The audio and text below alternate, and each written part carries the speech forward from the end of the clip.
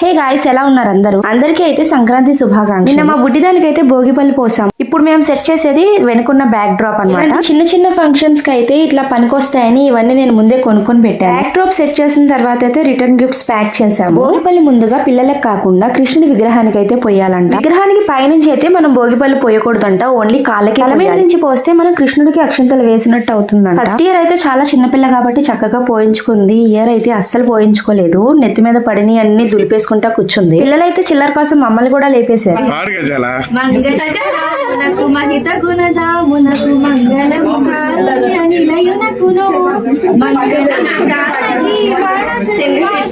మంగళము జానకి మానస నివాసునకు మంగళము సర్వగుణ మందితునకు జయ మంగళం నిత్య శుభ మంగళం జయ మంగళం నిత్య శుభ మంగళం.